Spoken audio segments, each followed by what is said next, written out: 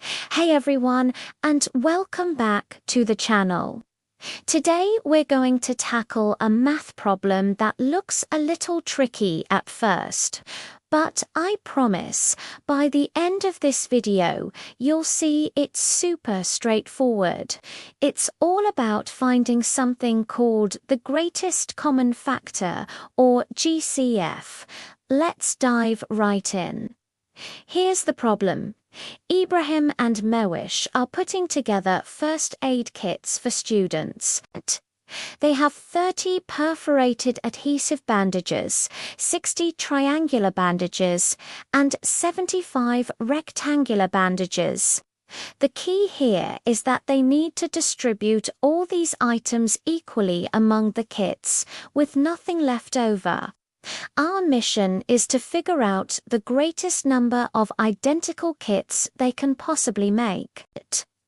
When you see a problem asking for the greatest number of equal groups you can make from different sets of items, that's a huge clue that you need to find the greatest common factor.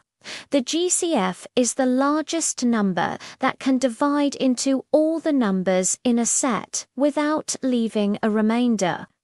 In our case, the numbers are 30, 60, and 75. So, what's the greatest number that can divide evenly into 30, 60, and 75?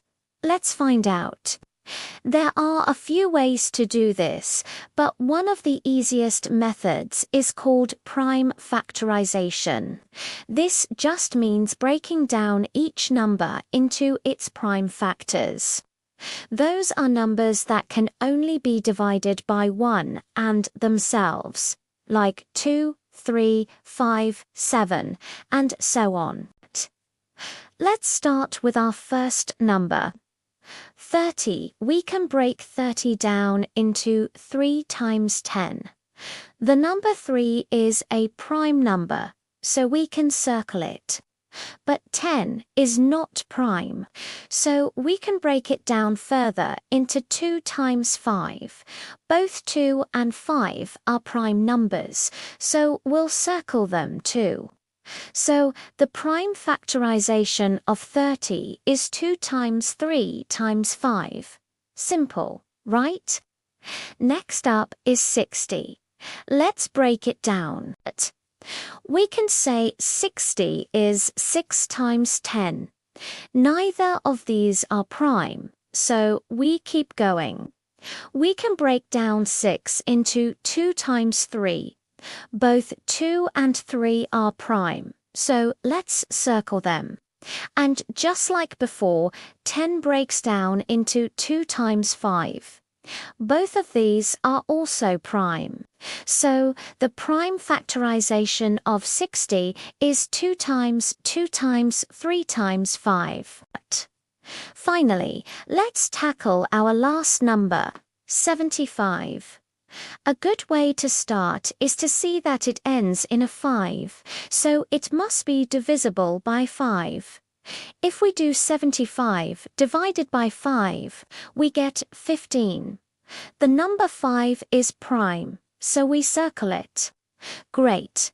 Now we have the prime factors for all 3 numbers. For 30, we have 2, 3, and 5. For 60, we have 2, 2, 3, and 5. And for 75, we have 3, 5, and 5. The next step is to find the factors that are common to all 3 lists. Let's look closely. Does every list have a 2? No, 75 doesn't. Does every list have a 3? Yes. 30 has a 3, 60 has a 3, and 75 has a 3. So 3 is one of our common factors. Does every list have a 5? Yes, again. 30 has a 5, 60 has a 5, and 75 has a 5. So 5 is another common factor. To find the greatest common factor, we just multiply these common prime factors together.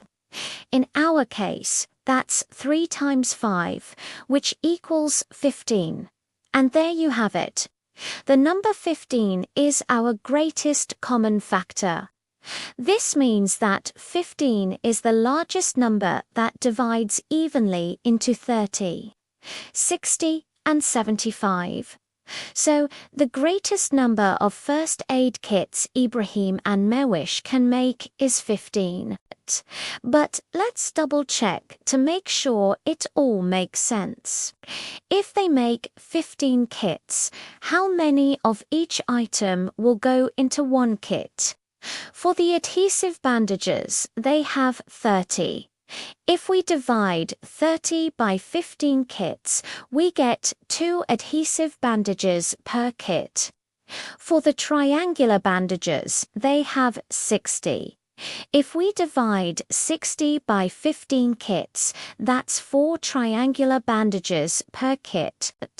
And for the rectangular bandages, they have 75. Divide 75 by 15 kits, and we get 5 rectangular bandages per kit. See, every item is distributed equally, and there are absolutely no bandages left over. Everything works out perfectly. Each of the 15 kits will contain 2 adhesive bandages, 4 triangular bandages, and 5 rectangular bandages.